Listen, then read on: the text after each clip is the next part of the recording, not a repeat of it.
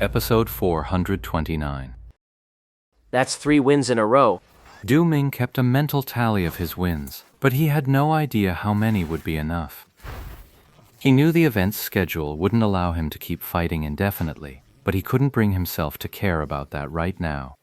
I'll just keep fighting until someone stops me. That was his thought, and he immediately issued another challenge. The opponent accepted without hesitation.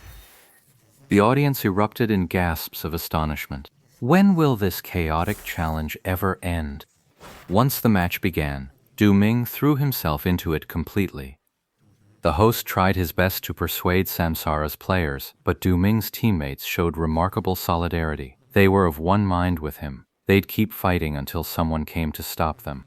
But the person to stop them would definitely not be from their own Samsara team. So, in response to the host's earnest pleas, each of them made excuses and tried to pass the buck. In the blink of an eye, another match concluded, with Du Ming securing his 4th consecutive victory. Having fully displayed the skill expected of a pro player, Tang Rou truly had no chance left. Du Ming on the competition stage glanced around. Seeing no one was coming to stop him, he immediately sent out a 5th challenge. Tang Rou didn't hesitate for a second, immediately moving to click accept, though the hand guiding her mouse was already trembling slightly. Just as she was about to click accept, another hand reached out from beside her and pressed hers down. Tang Rou was taken aback, but in an instant she recognized the owner of that hand. That's enough. Yi Shu's voice sounded. Tang Rou lifted her head, her gaze firm as she said, I can win. You can win, but so can he. He wins 10 matches, you win 1. What does that prove? If all you wanted to prove was that you could beat him, you've already done that. I can beat him. You think you can beat him? I think you've got the wrong idea. In Glory, the competition isn't about which player can last the longest. It's about which character can last the longest. Even if you wear him out so he can't play anymore, I'm willing to bet his character will outlast yours more often than not. The one who'll win is still him, not you. Hearing Yi Shu say this, Tang Rou froze. She stared at the battle mage on the screen that belonged to her for a long time.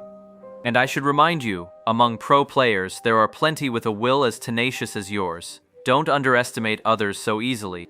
Yi Shu continued speaking, as the image on the electronic screen remained frozen for a long time. Before, they were always so eager to jump into a match, but this time, no one answered the challenge. Only 4 matches? Why won't you accept? Du Ming was getting restless. The overall score was 5-2, but he felt that was nowhere near enough to salvage his pride. He wanted to win a few more rounds decisively and prove himself in front of all the spectators. What's up? Is that all you've got? The pro players had stopped their joking and were now discussing in low voices, grouped by their respective teams. For the teams other than Samsara, they didn't care at all what would happen to Du Ming. They were much more interested in using this chance to see just how much power this new player really had. The only one who was beaming was the host. He figured the backup he'd called in had finally done its job, convincing the beauty to stop. So he immediately stopped wasting his breath on the Samsara crew and decisively started running toward the stage. On the electronic display, Tang Rou's game interface flickered as she pressed a key, and she had already logged out of the game. Tang Rou stood up, ready to leave the competition stage with Ye Shu. But then, to everyone's surprise, Du Ming's voice suddenly rang out across the arena. Mocking, what's the matter, beautiful? Too scared to come back? This kind of taunt is common enough between pro players, but to use it on a casual gamer, that's just poor sportsmanship. But for Du Ming in that moment, winning these few matches wasn't enough. Since the other side wanted to quit, he wanted them to say something to admit defeat. But the word fear simply wasn't in Tang Rou's vocabulary. She immediately spun back around, ready to fight again, only to see Ye Shu calmly reach over and flip the switch for the arena's speaker system. Why don't you let me give it a try? The entire hall erupted in an uproar. Who is this guy? This guy is completely baffling. The host, who was in the middle of his run, nearly tripped and fell when he heard that. A sense of having invited a wolf into his home washed over him. But from his headphones came the delighted voice of the backstage director. Finally, they've swapped someone in. Get him on the field, quick. My ad's been running for 5 minutes already. The host practically scrambled onto the stage, and at that moment, Du Ming voiced a question on behalf of everyone present. Who are you? Oh, the main players are tired. I'm the substitute. Yi Shu answered with perfect composure, and the whole audience burst into laughter, everyone speculating whether this was a bit of comedy arranged by the event organizers. But at that moment, the host had already rushed to the front of the stage. He was almost out of breath, but as soon as the spotlight hit him, he announced decisively. Second challenger, step up. The host was trying to muddy the waters, rushing to end that endless two-man act from the previous round. Even he had a bad feeling about this. This new challenger might be another loose cannon, but whatever, we'll just have to play it by ear. So, the second challenger didn't even get a smattering of polite applause, as the entire audience was still utterly baffled.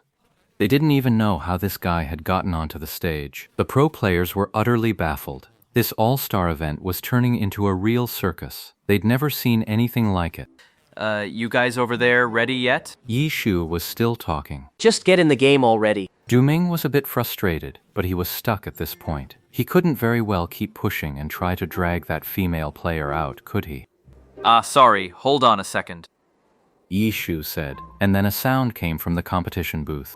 Hand over the account card. No, I'll do it. Stop messing around, just give it to me. No way. Just as everyone was staring in stunned silence, the speakers on the competition stage were switched off. Moments later, they seemed to be knocked back on, crackling with the intermittent sounds of a struggle. Everyone, just a moment. It seems there's a slight hiccup between our staff and this challenger regarding the account card handover. The host wiped his sweat and babbled on, drawing immediate boos from the crowd. Should I go up and take a look? While the host was still muttering to himself, the screen finally lit up with the game interface. The battle mage had logged in at last. What kind of skill build is this? Just as that half-finished sentence came through, there was a sharp click, and the speaker was cut off again. Du Ming was thoroughly annoyed. He felt his luck today was truly rotten, running into all sorts of messy nonsense. Just as he was stewing in his frustration, his opponent finished logging in and sent him a battle invitation. Du Ming steeled himself and accepted the challenge. Whoever this opponent was, he couldn't afford to be careless again. He hadn't fully recovered the face he'd lost earlier. He couldn't afford to make things even worse this time.